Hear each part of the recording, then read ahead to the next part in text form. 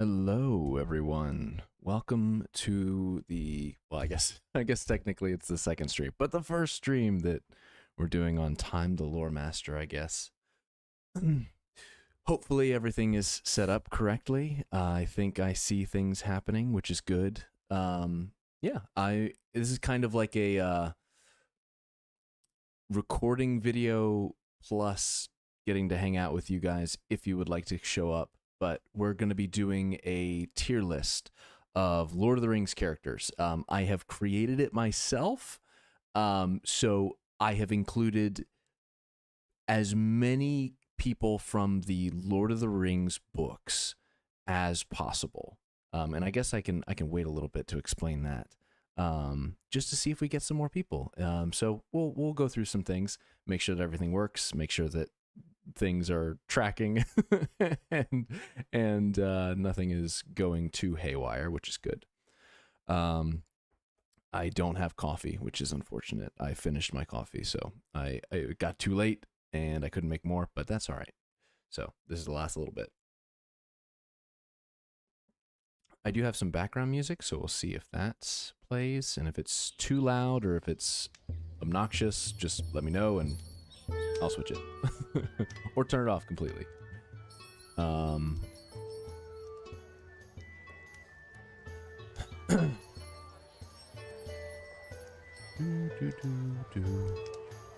Alrighty. Alrighty.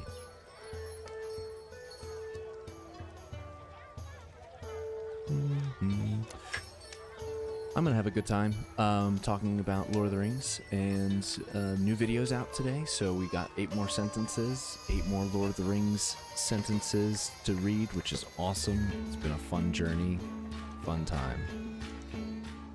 Turn that down a little bit because it's a little bit loud. All right, well, I'll go ahead and explain, hopefully, how this is going to work. So I have compiled a list. I think there's 64 Lord of the Rings characters that I've included. I have mainly stuck to the Lord of the Rings books. So the Fellowship of the Ring, the Two Towers, and the Return of the King.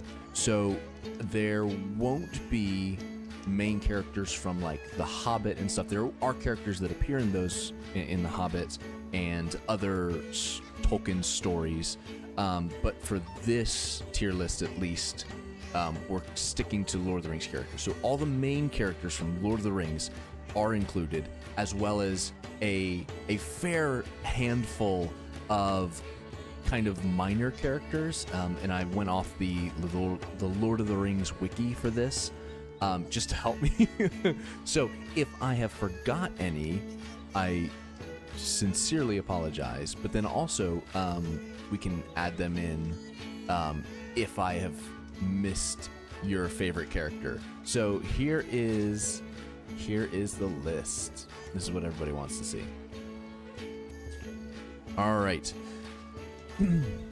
We'll wait a little bit more in case people want to join, in case we're going through things, and if you have questions or are curious what's going on, or if you want to refute my ratings, join on in, and I'll do my best to get to chats, as well as just have a good time with you guys. So let's see what we got here. I think I wanted to get a few things out of the way first. Make sure that everything looks okay. I'm gonna pull this down a little bit to see if this changed anything. Okay, I think that should be okay. I was a little bit worried about this. I mean, this website is fun. It's a lot of fun, but the ads. So hopefully we don't have any bad ads pop up, and hopefully we're just able to have a good time. Okay.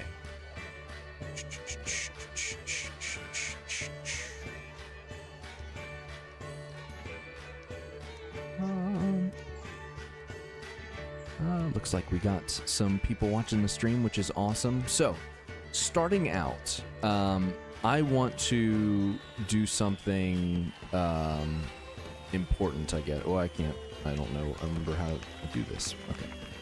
Hold on. Don't worry about me. I know how to do things. full screen. Yes, that's what I wanted to do. Make sure that we're still working. We haven't dropped any frames. Wow, that's crazy that things are working. Okay, all right. So this, I'm hoping, is not controversial. I hope it's not, but I'd be curious to know what everybody thinks. So in my years of being a Lord of the Rings fan, there have been, I think, and I'm curious what you guys think. I think that there are only, at least in my opinion, there are only 4 characters that deserve to be S tier. And I'm really doing this list off of like how, because all of Tolkien's characters are unbelievably well used and well like fleshed out, and like they're just expertly written characters. So it's not even like that they're a bad character. It's just like I hate them, which is what Tolkien intends in a lot of his characters. So like this is, we'll skirt around a little bit, but I think that there's only 4 characters that deserve and belong in S tier. So tell me if you agree. Okay. Number 1, and these are all kind of like on the same level in my mind. Frodo is S tier.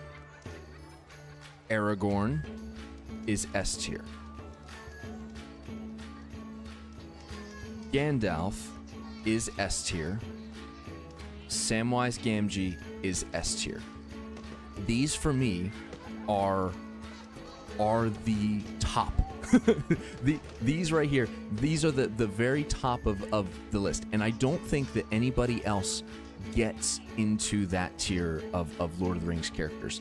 For Frodo and for Gandalf, for Aragorn, for Sam, their kind of storyline throughout the whole thing and the choices that they make, for me, these characters are in an absolute league of their own.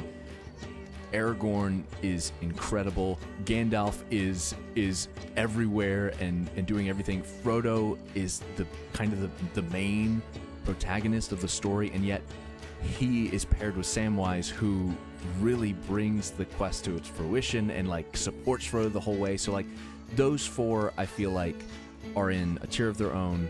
No questions asked. They deserve to be an S tier, and I really don't think that anybody else gets into that. So we're starting off there. I just want to get that out of the way, and maybe we'll come back and talk about more of them. If you have questions, I'd be happy to talk about them, because these 4 characters, every time like anything is involved with these characters, I am just so excited. So let's go. Since we started off in S tier, I think we go down with someone who I loathe with a passion. Okay, now this is hard, because there's few characters that like I just really dislike, just all of them.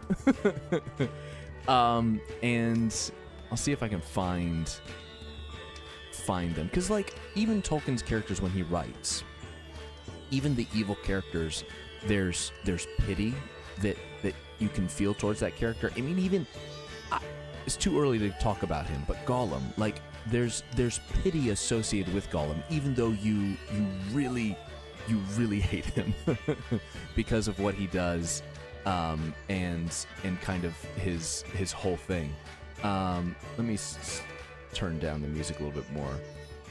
It's just a little bit too loud, I think. I just want it to be a little bit of background. But even Gollum, like there's some pity, but there's a couple characters that I have zero pity for them. And you might be able to guess who it is, because he's in the thumbnail, and I was like, oh, I'll be clickbaity and see, like, man. Saruman. Where is he? Because he needs to go to the very bottom of F tier. Where is Saruman? Saruman. Okay. So here's my reasoning. This is like this person, don't like this character. He is expertly written, and his like villain arc is awesome. He betrays Gandalf, first of all. That is terrible. he deceives the council. He begins building his own army to rival, that of he oppresses the Rohirrim, which are some of my favorite characters. And to top it all off, if that wasn't bad enough, right? You'd think he gets his comeuppance when Gandalf, shows up and like breaks his staff and like shuts him down. You'd think that that's the end of the story. And if that were the case, he probably wouldn't be as low as as that. But then he has the absolute cheek to go and destroy the Shire, or at least try to. And the stuff that he does to the hobbits really just grinds me and burns me up. So he deserves, and honestly, Sauron, Saruman, I feel more hatred towards than Sauron, because like Sauron is this like evil, deceitful character throughout the whole thing, but like some of his deceptions you don't feel as closely as Saruman. Like the betrayal of Saruman you feel.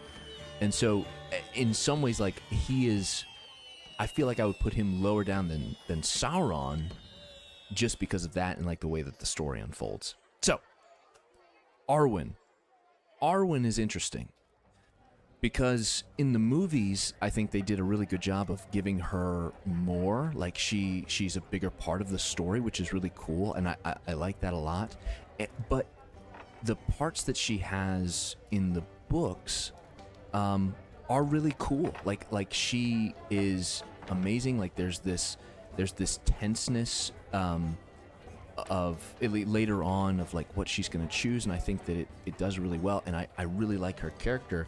I just don't think you don't see that in the books as much maybe as in the movies. And I think in the books she is a really, really cool character. We just don't get to see her as much. And so for that reason, I'm going to go in C tier. C tier is kind of where somebody might be there because they really are middle of the road, and somebody might be there because they're like a really good character, but we just don't see them a lot. So I think Arwen is a good place, and I would, depending on who else ends up in B tier, I might move her, or in C tier, excuse me, I might move her up to B tier because of how much I like her character, and especially like in the context of after in the appendices, right, when the tale of Aragorn and Arwen, like that is incredible. Actually, now that I think of that, I am going to move her up to B tier because of that story alone, because that's incredible. It's an incredible love story. And I think she certainly deserves B, and maybe even higher, honestly. Okay, all right. This I may step on some toes. I understand Boromir's character, and I feel for him. I really do, and his character arc of this this proud, warrior of Gondor, leader of men that, comes to the Fellowship, and he has this test and this trial that drives him to try and take the ring, but then he switches and turns. And honestly, I think the movies do a better job at showing his redemption in that last moment of protecting Pippin and Merry. I don't think he goes into A tier for a couple of reasons. One, because it's like this, and I think you're meant to see the difference between what he does and what his younger brother does. And honestly, I'll bring Faramir up into this conversation too, because Faramir is honestly one of my favorite characters, just because of how he handles himself, how he handles the temptation of the ring. And I don't think Boromir certainly doesn't have that strength, and so you're meant to see the kind of difference between them. I'm gonna put Boromir probably above Arwen in B tier, and Faramir, who is I was so sad. So in my Lord of the Rings kind of journey, I watched the movies first when I might have been like 13 or so, and I was like, oh yeah, these are cool. And then much later on, I had watched the movies a couple times, and then I read the books, and I was like Faramir is the best. This is incredible. And I was so sad that the movies changed. It felt like they changed so much of like what made Faramir so cool, and like his character. It was still great, but I think he shines much brighter in the books, and so I think he goes into A tier, because of all those reasons. The way he avoids, kind of in the same way that Aragorn does, resist the power of the ring, and helps Frodo on his way and gives him good counsel, and Frodo kind of recognizes this act that Faramir does for him, and then going back to his father in that situation. Speaking of fathers, in accountants with the worst fathers in the world, Denethor, he's gonna go down in E. I just some of the things he says to Gandalf and to Pippin and to the rest of his people, and the fact that he tried to kill Faramir, even though he was very sad, he was broken up about it. Okay, we are not going to excuse that. I think he goes down in E. He just really makes me angry. If you would just be humble, things might have gone a lot better for the whole country, really. Yeah. So here is Celeborn, husband of Galadriel. Now, in the books, and I mean even in the movies, honestly, in the movies he gets less speaking time than the books. I think this is one that truly goes into C tier. I like the character. I think it's a cool kind of, his wisdom and how he talks to the Fellowship and guides them is good.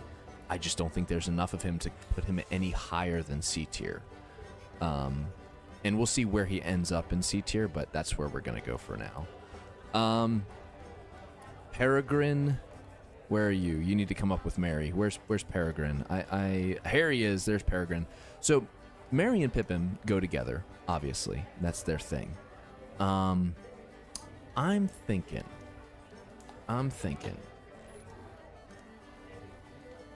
that they both they both have to go in A tier. All the hobbits that appear in this story can't go lower than A. And maybe that's not true. That's not true. All the hobbit members of the Fellowship can't go lower than A.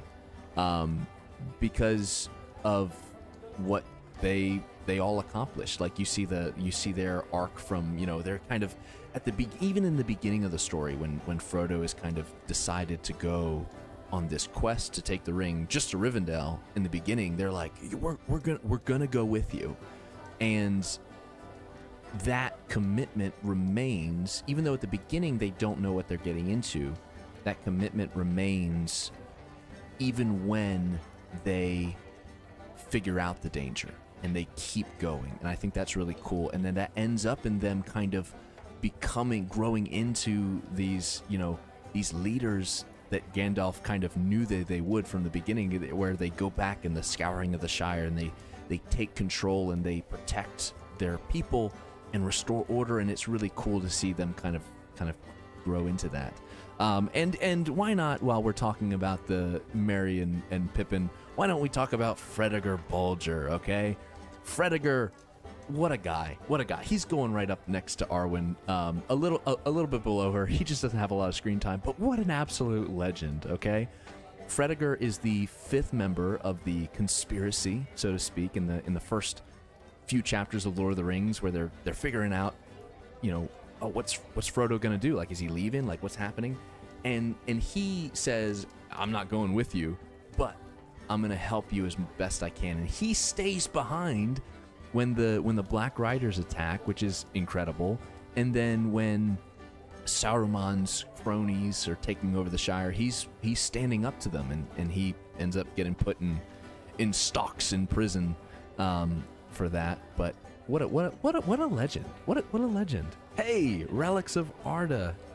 I'd put Gollum on the top. See, this is my thing, because every time I read Lord of the Rings, I feel, and let's talk about Gollum now, as we're talking about all the hobbits. Why not bring him to the top? Gollum is, I think, if we're going off of like how much I like these characters, Gollum is loathsome, as so many people said, but his importance in the story and kind of the sadness of his own story is so compelling that like Frodo, Gandalf, even Sam comes to realize it. Like he is a product of the ring and what the rings made him, and yet at the end Frodo's like, the ring, were it not for Gollum, the ring would still like have a hold of me. So I think you're right. I think you're right that he has to go in A tier. I'm not going to put him above these three right now, but he has to go in. This is why I knew I was going to have a hard time doing this, because like I love all of these characters, not because they're a likable character, but just because they fit so well into the story, and their deeds are like it's just so good. It's just so good. Elrond, half elven, of whom so many tales tell. Elrond, I want to put really high up. But if we're going off of like the Lord of the Rings, he has a couple really big part, like obviously the Council of Elrond. That chapter is amazing, and he's a big part of that. And I guess like if we're going off of, Andy did such a great job in the films. He did, and well, that's what I'm thinking. Like the way he portrayed Andy Serkis, like both sides of Gollum, to where there's like this immature, innocent part, but then there's also this like cruel and hateful part, and they both want the same thing, but they don't, like sometimes they don't agree and sometimes they do agree. Like he just did that so well, and it was such a compelling character, for Gollum at least, not Elrond. But if we're talking about Elrond, Hugo Weaving also did a fantastic job. And the actor for I don't know his name, but the actor in the Rings of Power. I have a little bit of difficulty with the Rings of Power, but Elrond in the Rings of Power is incredible. Elrond, he can't go any lower than B. And I'm curious where he goes once this starts filling in, because he has to be above Frediger. I think he has to be above Arwen. I think they go together. I don't think he goes above Boromir. But we'll see what happens when stuff also gets filled in. Begins to be filled in. Excuse me. Okay. Eomer. And actually let's move some of the other Rohirrim up, because I think in terms of like some of my favorite, sections of Lord of the Rings, the part where Gandalf and Aragorn and Legolas and Gimli are in Rohan, those are some of my favorite chapters. They're incredible. So I'm gonna move some of the other Rohirrim up here, and we'll talk about them. Oh my goodness, I've just forgotten. I know I forgot somebody, because I don't see them, and I can't believe I forgot them. Helm Hammerhand. I didn't include him in this. Kind of what I was thinking about doing is just taking the main characters from Lord of the Rings that like have, stories in there. And I didn't make a comprehensive list, partially because I didn't have the time to go through everything. I would love to, and so maybe that's for another time. But he is an awesome character, and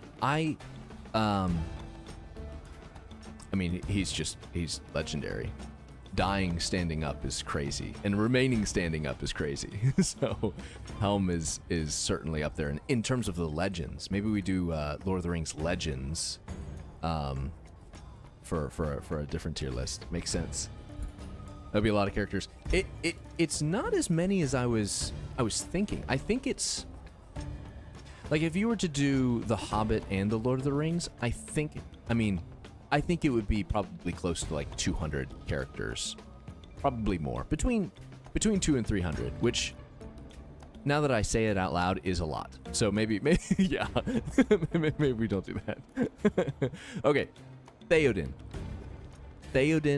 I think, besides Frodo, Aragorn, Gandalf, and Sam, I think Theoden is my favorite character. Now, this is a hard thing because I go back and forth so much, but Theoden, he's old. He's old. He has been bewitched by Sauron's magic and Wormtongue's lies, and the character arc that he goes under. He loses his son in the midst of this magical malady, and he comes back and he takes up arms and he goes and he conquers, and you see his despair but also his resolve, and then the chills every time. The charge of the Rohirrim over the Pelennor fields is incredible cinema, but in the books it is so good. You hear he has this, like, he blows his horn, and it says that no mortal man achieved a more powerful note, even as Orome, the Valar, blew the horn. Like, that's the level that Theoden reached when he was going into battle, and then he dies in that battle. The Witch King takes him out and he dies, but like, Theoden is such, I think, is such a cool character, even though he doesn't have maybe the overall story like thing, but like he's just one of my favorite. The moments that he has are incredible. Éomer, also, see, this is the hard thing. I want to put them all at the top, and I can't. I have to be brutal, because I think honestly, I'm gonna put Éomer. Do I put him above Boromir? See, that's the thing. I think if I was looking at those two, I would say I enjoy Éomer's character more, but Boromir, I think, has a better story arc. So that's why it's hard. Let me think here.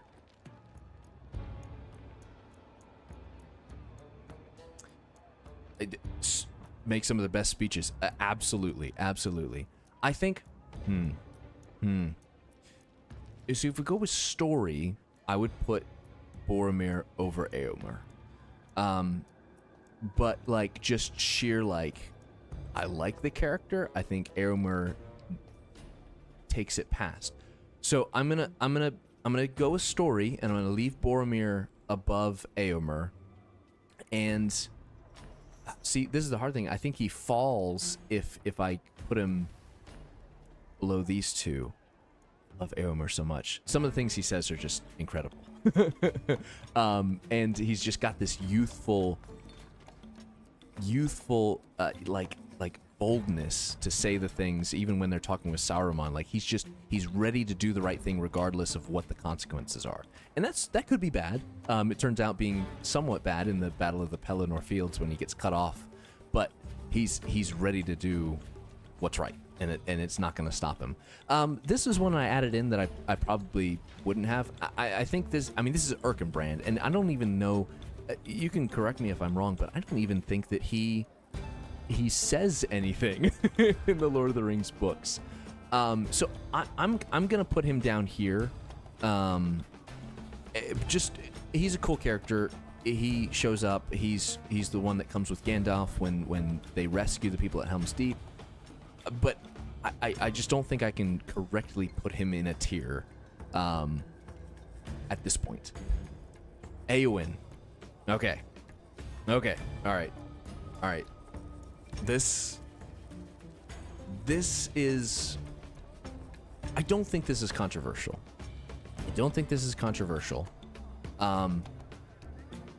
But Éowyn, again, incredible story arc, incredible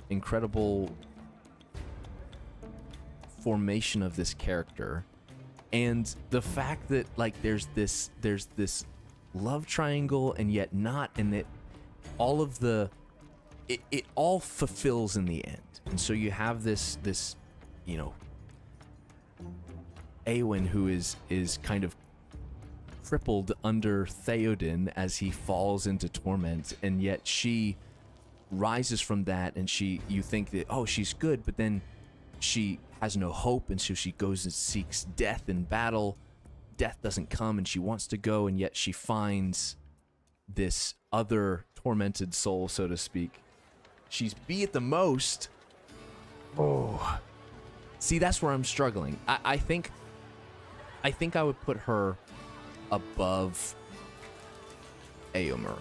I would put her above Éomer, and you might be right. You might be right, where I don't know that she goes above Boromir. Maybe.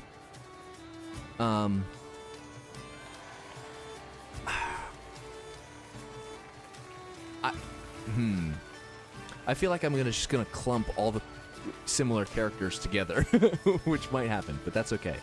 I'll put her above Éomer because I think that's right. I'm not gonna put her above Boromir yet, and I think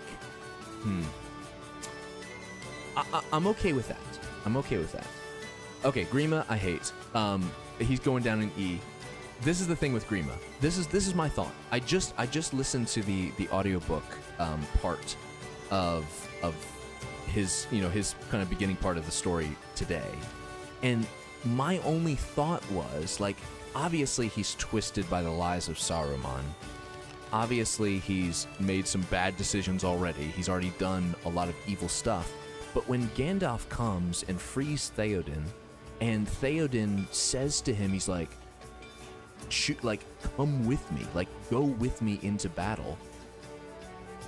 I guess my thought is that if Grima would have just submitted to that and said, yes, I will go with you into battle, his life would have been so much better.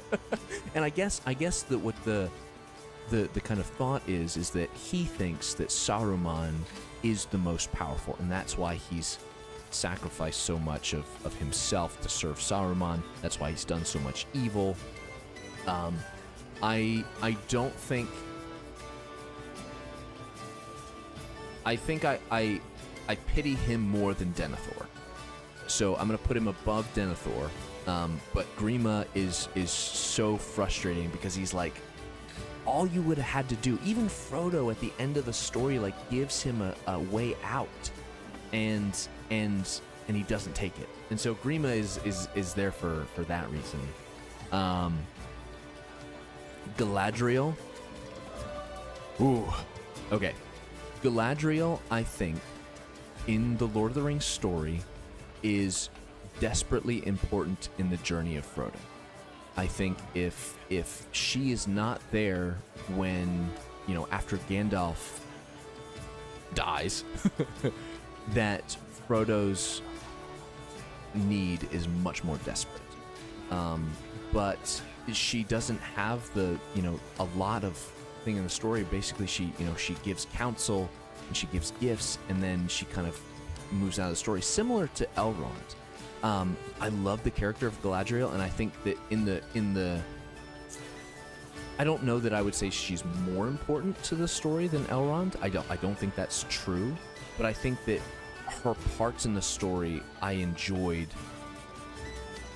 more than Elrond, and I think that in that moment, like after losing Gandalf and coming to Lothlorien and getting the see this is hard because I would even put her over Éomer and Éowyn and even almost Boromir, because of how she is tempted by the ring, and yet she has this really cool, I'm gonna refuse it, I'm gonna do that. I'm gonna put her there for now, right next to her husband, just a little bit higher, and I'll see how that feels after a little bit. We'll go from there. All right, Gimli's A tier. He has to be. That is simple as. Gimli is incredible. I love him. He's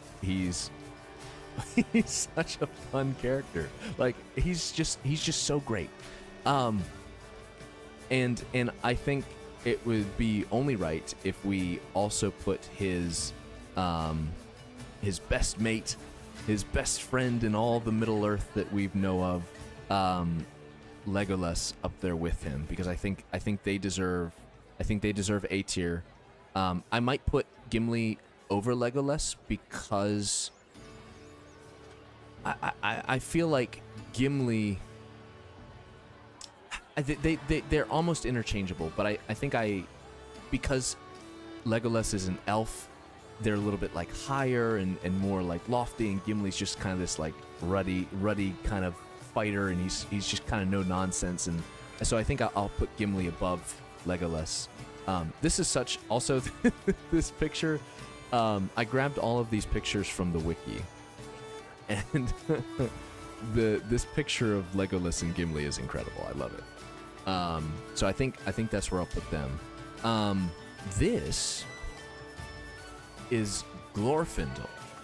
Now, I think this is a case where I wish there was more of him in The Lord of the Rings, so I would be able to put him as high as possible, because I think that he does his moments in the flight to the Ford in the first book, and his kind of conversations in the Council of Elrond, he's an incredible character. And what he does in the Silmarillion, which is why I kind of wish that we were doing that too, but that's for another day. He's an incredible character. He's one of the, Gandalf calls him one of the mighty of the firstborn, and so I think he's a really cool character, but I don't think I can put him any higher than C, just because he has so little in the story. So this is Gwaihir, Gwaihir the eagle. I felt like I had to throw him in there for the memes. Again, I think he's gonna go in C tier. At the bottom of C tier, just because the Eagles have been such a meme, and it grinds my gears that I still hear, why couldn't they just take the Eagles to Mordor? So he's going in C tier. Eagles, incredible, love them, they're funny, but he's going in at the bottom of C tier. This is Sauron. Now, I'm curious what everybody thinks about Sauron, because he's like it, the way Tolkien wrote Sauron in the character of Lord of the Rings, you never hear directly from him, but you get your sense of danger, of fear, from what the characters in the story think of him. So it's like this really cool way to build up a character that you never end up like seeing directly. Like we see his eye in the Mirror of Galadriel at the end that kind of talks about his thoughts, and Gandalf talks a lot about what he thinks and what he does, but like that's part of it. And you also get a great deal of his thoughts in the Ring. And I thought about putting the Ring in as a character, but I think that those two go together. And so talking about Sauron means talking about the Ring. And so for that reason, I think he goes in A tier. Honestly, I think he goes in A tier, not because, and this is where I was going to struggle, because I don't want to put all the mean characters down below. I want to give Tolkien his, I want to be fair to these characters and how they're written and how they're presented, and like how, not just like their coolness, but like what I feel about the characters when I hear about them. And so I'm gonna put Sauron up there. We just got Grima, Denethor, and Sauron sitting down here, and what a conversation that would be if they were sitting at a dinner table. But all right, this photo cracks me up so much. This is Treebeard, Fanghorn.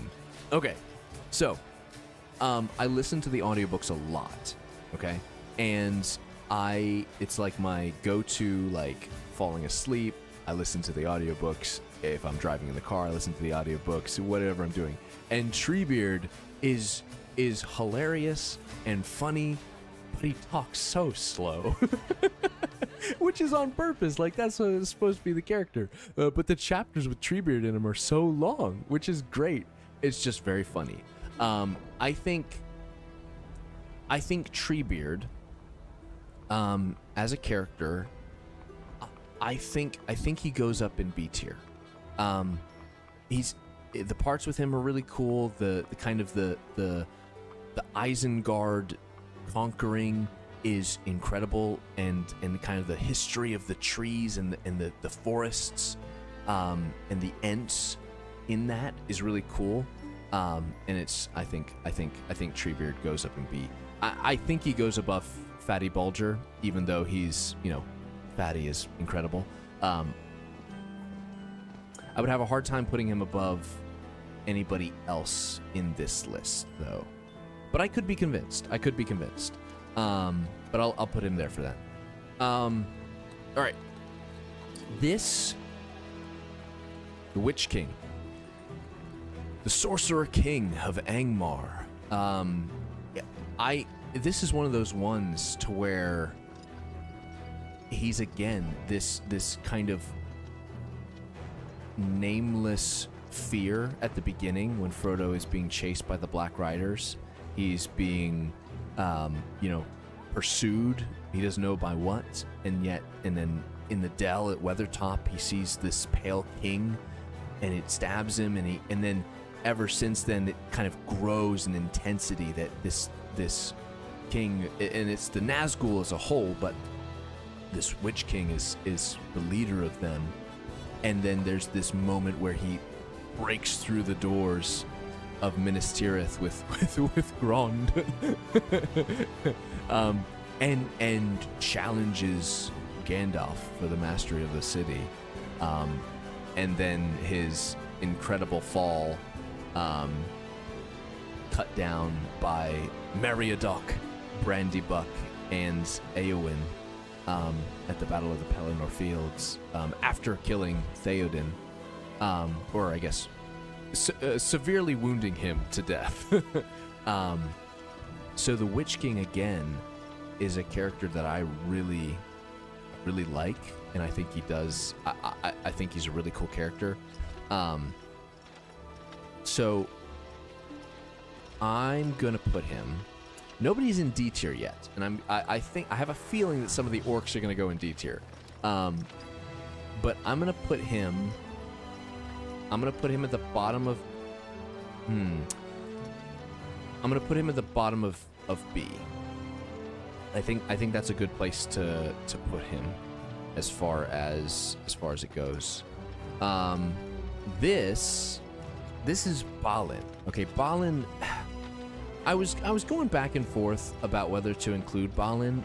He's mentioned, and they visit his tomb, but he doesn't really have much to do in the Lord of the Rings. Like, he's not. he's dead, which is unfortunate for Balin. But he's a part of the story, but like he doesn't say anything. Kind of the same thing as Erkenbrand, where like, I mean, it's even less than Erkenbrand. At least Erkenbrand does something in the story. But I'm gonna put Balin down here. I'm not gonna include him in this list. Another one, Beorn. Beorn is incredible. I love Beorn. Beorn is an awesome character. He does not do anything in Lord of the Rings. The main 3 books, he's just not there. So I'm gonna put Beorn down here as well.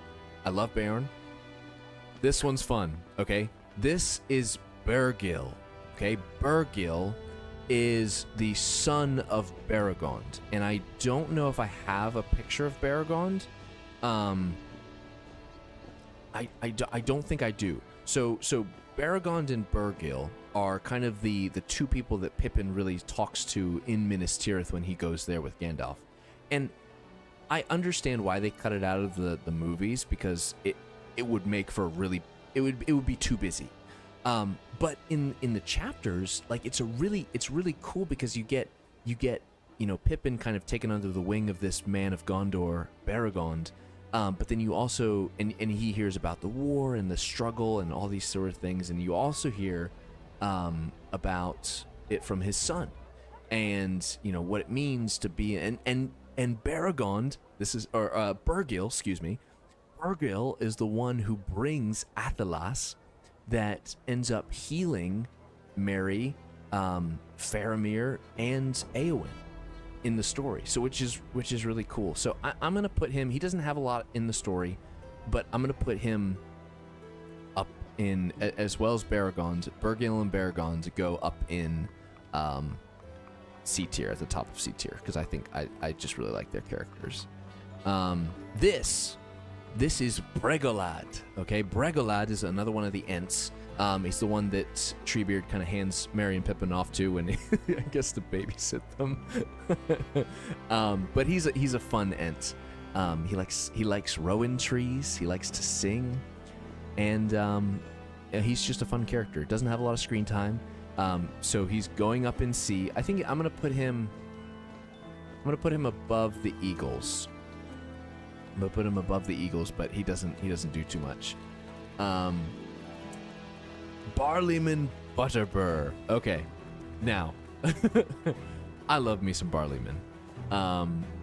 He's a fun character. He's a caring character. He truly cares about people, but he's also a little bit simple, and that's good. Aragorn says that if simple folk can remain simple, then we've done our job, basically. But I think he also goes to the top of C tier, just for the reason of like when they come to the prancing pony, he helps them, and you kind of get a lot of information. You kind of get the lay of the land, and you have this fun interaction with Strider, being upset with Barleyman for being fat and slow. But then you also have Barleyman when they come back, and they tell him of all that they've accomplished, and that Aragorn is now king, and that better times are coming. And you kind of have this full circle moment where he sees all that is happening, which is cool, and I like that. Rosie Cotton, Samwise Gamgee's love of his life. They are so cute. But again, she does not have a lot of screen time in the movies, nor kind of in the books. You really just kind of get a sense of how important she is to him from Sam's talk. But it's so good to see Sam come back home and be able to have a life with Rose. And Rose takes care of Frodo. And so I'm gonna put her in C, but just know that she's an incredible character. So I'm gonna go out of order a little bit, and I'm gonna go down and look. So this is Glowin. Glowin, I think, he has to go in C because he just doesn't have the speaking parts. He kind of sets it up. He's more of a character in The Hobbit, but I think he has to go in C. Maybe we put the characters who really are mentioned but really don't have any big role we put them in D tier. I think we do that. So Balin, and even though this is not a true representation of who they are as characters, I think they go in D tier. So we got the Balrog, Durin's Bane, that the Fellowship runs into in the mines of Moria. This is again incredible storytelling because like it's less than a chapter, really. When all's told, you have where it appears, and you have Gandalf's fall, and then you have a little bit at the end of the chapter, the White Rider, when Gandalf talks about what happened. But it's this really cool character, and honestly, it would be more of a conversation if we were talking about the Silmarillion, because it describes them in a little bit more detail, how they were, you know, demons that or fallen Maiar that clothed themselves in darkness and flame, and you know what they did and who they were. You have Gothmog, the Lord of Balrogs, and you have all these people. But Durin's Bane is a very cool character. It just doesn't have a lot that happens, so I think he goes to the bottom of C tier. I think that's fair. Círdan is another one where, honestly, I might even put Círdan in D tier because we hear about him, but I mean, really, he doesn't say anything until like the very end of the story, when Frodo goes to the Grey Havens and goes across the sea. So I might put him in D tier just because he's a cool character, and he's been there for so long, which is one of those cool things where, you know, he's been there since really the beginning, but we just don't hear from him in the Lord of the Rings. Deagle, good old Deagle, poor guy, just wanted to go fishing and ended up catching murder.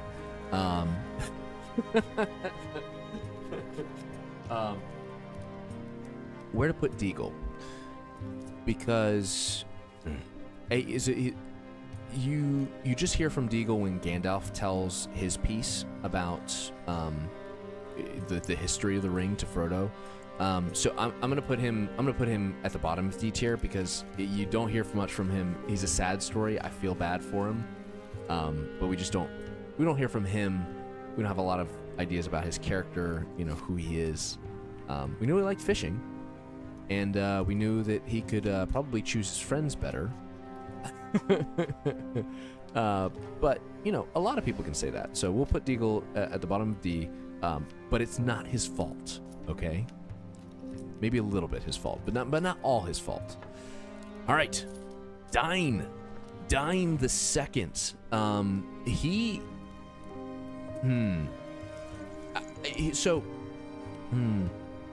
Because of what he did, and what does it talk about that in the appendices? I'm trying to remember, because I'm trying to keep to the story. But Gandalf reports to Frodo and Gimli that Dain conquered the he died in the battle of the North, but that they remained unconquered. So I mean, he's incredibly old and he's incredibly good at fighting, and he kind of dies in somewhat of the same way that Theoden did, like, you know, fighting before Theoden and his... I don't know where I was going with that. All that to say that Dain is incredibly old, and it was a miracle that he was able to still wield his axe, and yet he was still hacking and beating off the invading army. I think it's right to put him, and maybe even behind Balin, because Balin, I feel like, has a more of a prominent part in the story. We just hear reports of what Dain does, so I think he goes there. Okay, all right. Here's a guy that I dislike. I'm fine saying that. Okay, I dislike this man. A lot of people do. And Sam Gamgee has hit this man in the face with an apple, and I would have thrown a second. I would have thrown a third. Bill Ferny, not only is he a spy for Saruman, okay? Not only does he do that, not only does he oppress the hobbits in the Scouring of the Shire, not only does he do that, he's mistreated Bill the Pony. How dare you? Honestly, it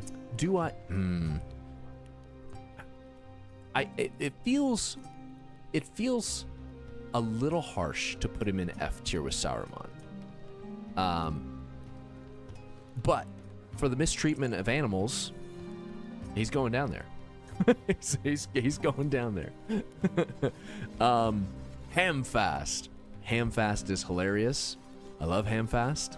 Hamfast Gamgee is the best. I saw I think one of my friends sent me a thing that was Mr. Led Matrix, our dungeon master, sent me a thing that was like, instead of the Rings of Power, they should have done a detective series where Hamfast Gamgee, when he's younger, just goes around and solves Shire riddles, and that sounds like an absolute gold mine.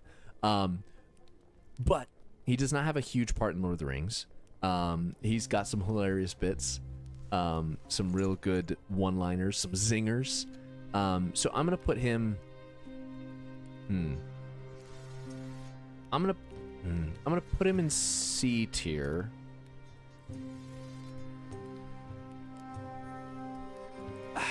It's hard. I think I'm gonna go in front of Rosie.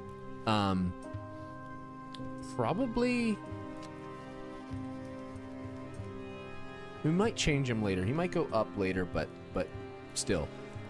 Now this, I have never seen this picture before, but this is Gan Buri Gan, the leader of the Wild Woodmen, the Woses, and he's kind of an interesting character. He kind of just shows up for a little bit and then leaves. But he's a big part of why the Rohirrim were able to make it to the fields of Mundburg, and Minas Tirith to save them. So he's kind of an integral part of the story. I'm not gonna put him that high though. He's cool and he's fun. So I might put him.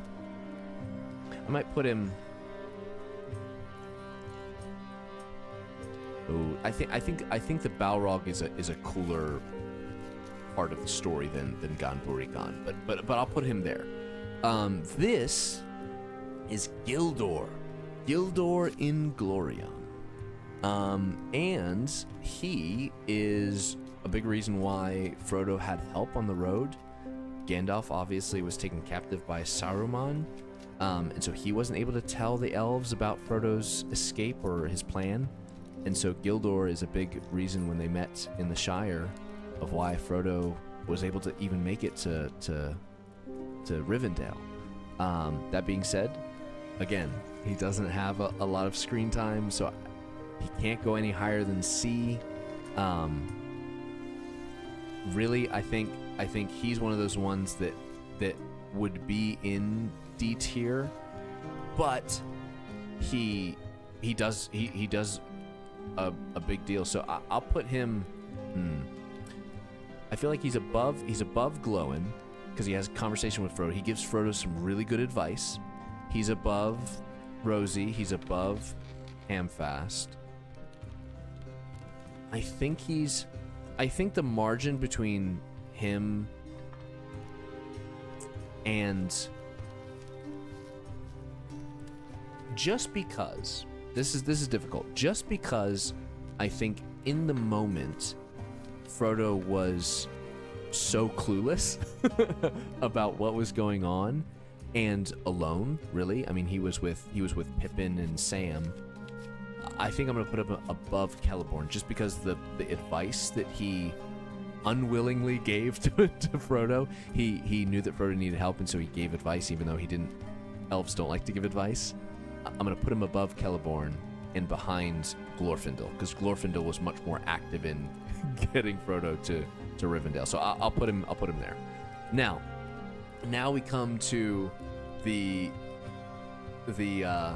the pair that I cannot believe that I forgot this. I got Goldberry, but I forgot Tom Bombadil, and I don't know why. I don't know if he wasn't on the list or what that I was looking at. Where would he be in Race Girdle Bombadil? Where's Bombadil? Where's Bombadil? Is he in minor characters? No. Major Bombadil. He's not on the list. I cannot believe that. There's no way. Balin? Baggins? Bane? Beachbone? Bolger? Bracegirdle? Brandybuck? Bregalat? Butterbur? He's not on the list. That is incredible. There's no way. Okay, so we're gonna do the same thing with Tom Bombadil. Hold on. Let me find a picture because we gotta have Tom Bombadil in this list. Because he's such a. Oh, who is this character? Tell me who this character is, because every time I read it, I love it, and yet it's like he's just Tom Bombadil. That's who he is. Good old Tom Bombadillo. Hold on. Let me add him in. Hopefully I don't mess up everything, but we're gonna try this because we gotta have Tom Bombadil.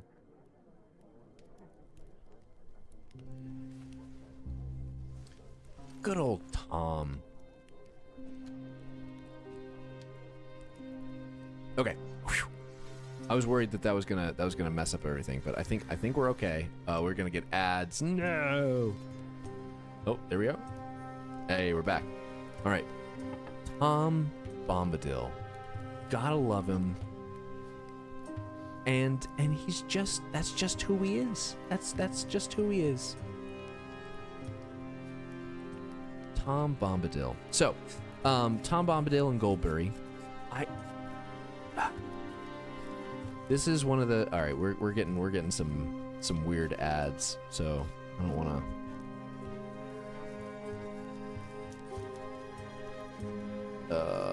As long as they're not like bad, it's okay. It just makes it not less fun. It makes it less fun to watch. All right. So Tom Bombadil and Goldberry. Tom goes above Goldberry, but I will be putting them together because they are a pair. They were made for each other. And again, his importance for the hobbits, like if he hadn't have found him, Old Man Willow, which I also have here, Old Man Willow, I'm gonna put him in this tier because I'm gonna put him at the top of this tier because he just doesn't have the screen time. But how dare you? How dare you try and take out these hobbits? And Tom kind of shares the story of how evil he is, and his heart is black, and he's got the whole old forest under his sway. I don't think I can, in good conscience, because of their screen time, put them in B tier. But just know that the distance between Goldberry and Butterbur is so large because I love Tom Bombadil and I love Goldberry, and again, those chapters are some of the most fun to go to and read and go through the story. Okay, so I'm gonna try and remember these orcs' names. I'm really gonna try. I think this is Shagrat. Okay, I think that this is Gorbag. Okay, now Shagrat is the leader of the Tower Orcs. So the Mordor Orcs that are in the Tower of Cirith Ungol. That's Shagrat. And Gorbag is the leader of the Orcs from Minas Morgul. So we have that straight. I'm gonna put them in D tier because I detest their guts for what they did to Frodo and kind of the crude things they were planning to do to him if the orders from the Dark Tower were otherwise. I think I dislike Gorbag more because he wanted to torture Frodo. Shagrat was obviously just following orders, but I dislike Gorbag more. This is Gothmog, not the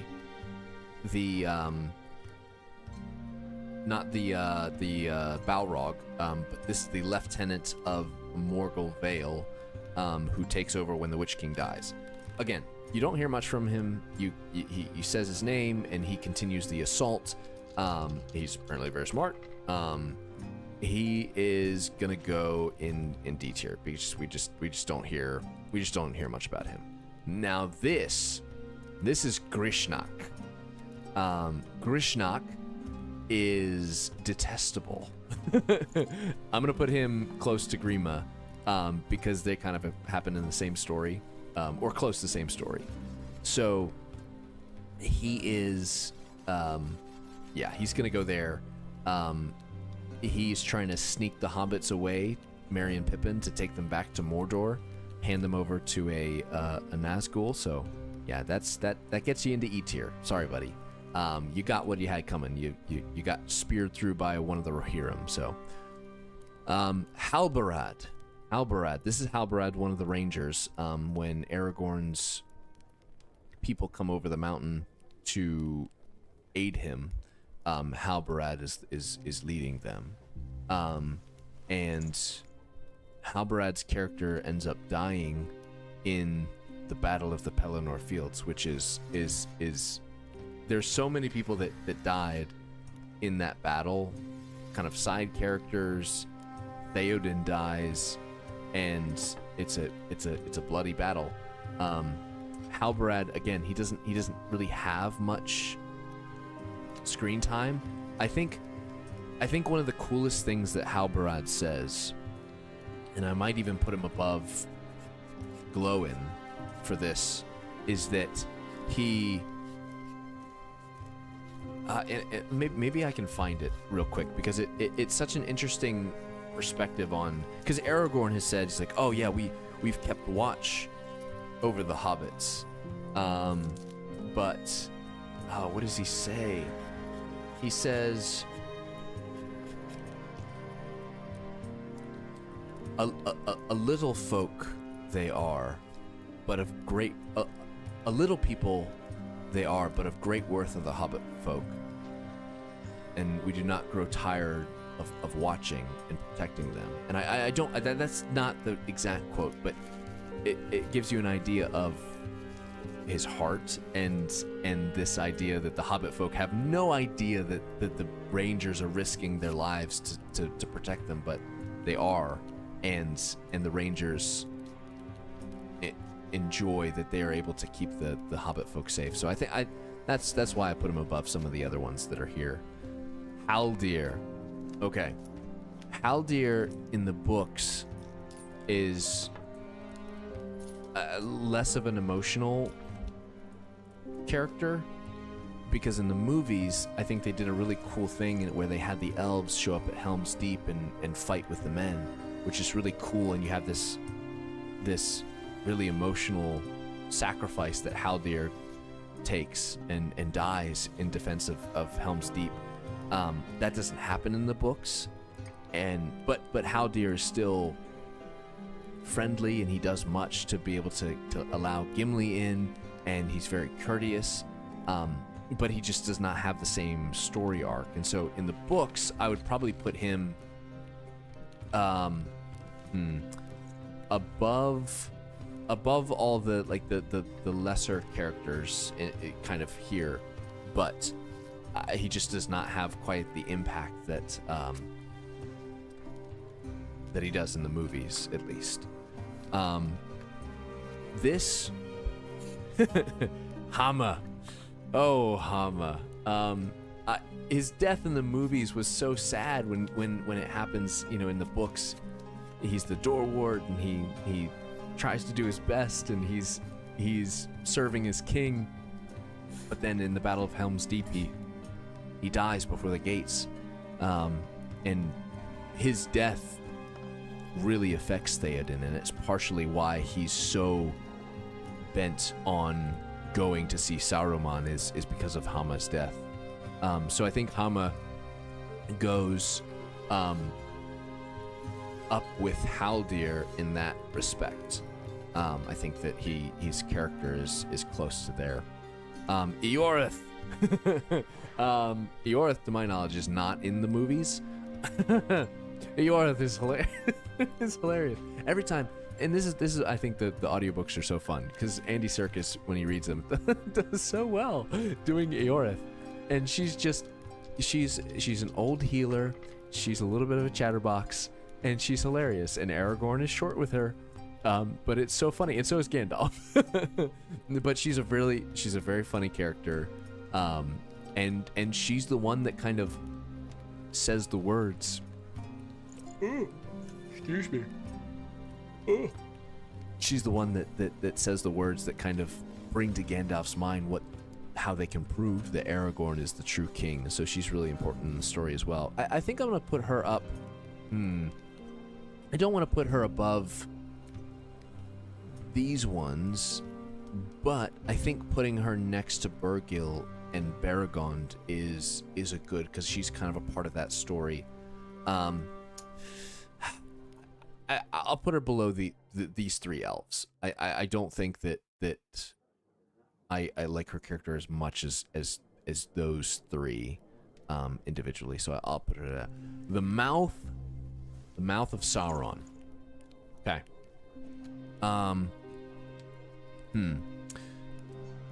This is another one where you talk about, at this point, that.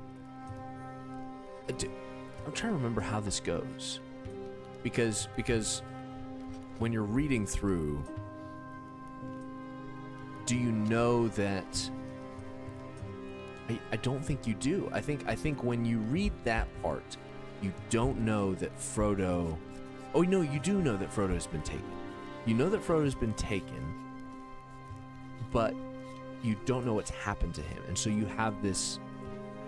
He is this cruel master of things. I don't think I can put him in E, because, or maybe I can. I'm gonna put him in E because I think his cruelness in his conversation with the gathered army is so brutal, where they've already know that they're probably gonna die, but they've kind of told themselves to steal and kind of rally that this is so that we can give the ring bearer his one shot at destroying the thing. So we may die. We probably will. But there's hope for a future if we die now. And to have them, the mouth of Sauron, be so cruel and be like, no, hope is gone. And then the army ends up fighting anyway. But I think below Grishnak, I dislike him more than Grishnak. I'll put it that way. Farmer Maggot. On to Farmer Maggot. Ooh, I'm getting tired. We only got a few more to get through. That's okay. Ugluk. All right. Hot take. Ugluk. Top quality orc captain. Okay. I'm putting him in C tier because what a guy. I'm sorry. Every time I read that chapter, the Urukai, is I am surprised at how fair he is. Right? He's like, oh, here, Hobbit, let me bandage you up because I need you to run so that we can get back to our master. And yeah, he's an orc. He's evil, but like, I appreciate him. I hate Grishnak. I appreciate Ugluk and what he does. And I appreciate that Eomer slew him. I appreciate that more. But yeah, Ugluk is great. It's too bad that he is evil. But that's all right. Farmer Maggot. Couple of reasons. I think I'm gonna put him somewhere in the middle of. I'll put him over Bregaled because they hear from the hobbits here from Tom Bombadil that like Farmer Maggot, like he knows a lot of stuff and he's kind of he's more of an important kind of figure than they realized. and he knows lots of things, and he's a really shrewd kind of thinker and guesser, and he's still a hobbit, but yeah, I think that he deserves to be kind of mid C tier. I really like his character, and he kind of helps them on their way, and he gives them some good advice and do things. Nob, now I'll be honest, I included Nob because I played a D&D character, a halfling rogue, whose name was Nob, because based on this character. So I included him because of that. He can go in C tier. he can go a little bit up in C tier, because he takes care of Bill when Bill comes back, and we appreciate that from Nob. So he can go in C tier. Radagast the Brown. Radagast is a little bit interesting in Lord of the Rings because he's sent to bring Gandalf, and so we only hear like a really brief conversation that Radagast says from Gandalf. So I think he goes to the top of D tier, but we just don't hear a lot about him in kind of the same way.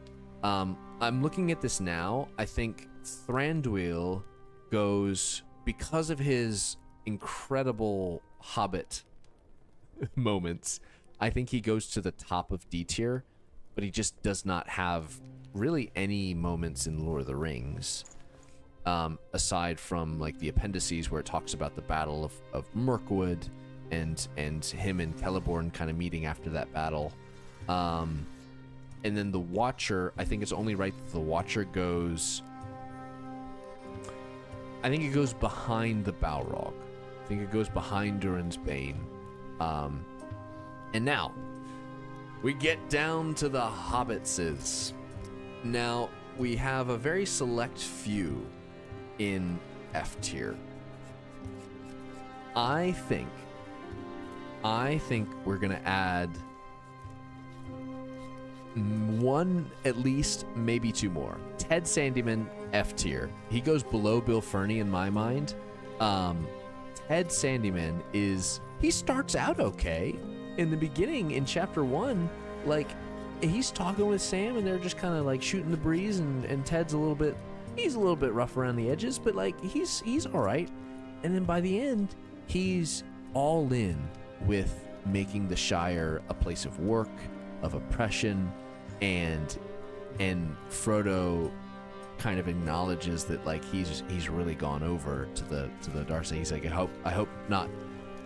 No more hobbits are like this, because it'll be a greater evil. And he's mucking up the Brandywine River, which is crazy. How dare you? So Ted Sandyman goes in F tier, joining a very select few. So if you've noticed, I've left the Sackville Bagginses for last. Now, the old joke is that Sauron is the main villain of Lord of the Rings. However, he pales in comparison to Morgoth Auglir, the first and greatest enemy. What a lot of people don't know is that Morgoth pales in comparison to the Sackville Bagginses. So here's here's my thoughts. I'll say this: Otho can go in D tier. I think I'll put him next to Deagle. Not because there's not a lot about him, but because he's kind of just a brat. he's offensive, and he's mean, and he's just sarcastic. He just gives Frodo a hard time. It's like, come on. Lotho, his son, goes in E tier. And I have a hard time putting him lower in E tier because he is not wholly responsible for what happened in the Shire, but he is originally responsible for bringing Saruman in and selling him pipeweed and kind of getting ruffians from him to kind of enforce his own thing, and he is the one who allowed Saruman to have an inroad into the Shire for his own personal gain. He ends up calling himself the chief sheriff, and he kind of causes all of this to happen. Now, Lobelia Sackville Baggins. Oh, Lobelia. So, first off, they think they're gonna steal Bilbo's home when he is presumed dead, gets foiled, and they just become the worst relatives ever. Okay? She stole Bilbo's spoons. They end up coming into Bag End. She's just a real piece of work. Everybody thinks so. And yet Lobelia is really redeemed at the end of the story. She's just been this kind of piece of work the whole story, really. I mean, she doesn't have much time in the story, but she's been this piece of work the whole story, and yet we hear that she stood up to the ruffians that her son brought into the Shire, and she stands up to them. She's put in prison. She's old and she's frail, and yet she hobbles out of prison on Frodo's arms when he rescues her, and everybody's cheering, and I swear I tear up every time I hear that, which is so funny that's something that makes me tear up. But and then when she passes away, she leaves the rest of her fortune to Frodo to help with the rehoming of those who were made homeless by everything that her son did and the ruffians did. So in honor of that absolute 180 turn of Lobelia Sackville Baggins, I think she goes up above with Fredegar Bolger. I think she goes above him just because of her turn. I for most of the books, I hate the Sackville Bagginses, and yet Lobelia at the very end, she turns and she makes right what she did wrong, and so I'll give her flowers. But that frown is hilarious. So that is our tier list. Thank you all so much for hanging out. Relics of Arda, I appreciate you stopping by, and anybody else who watched for a little bit. We'll see if I have a chance to make this into a video, and maybe it's a little bit shorter for people to watch and enjoy. But yeah, let me know what you would change, what characters I missed, what characters you think should be much higher, what characters you think should be much lower.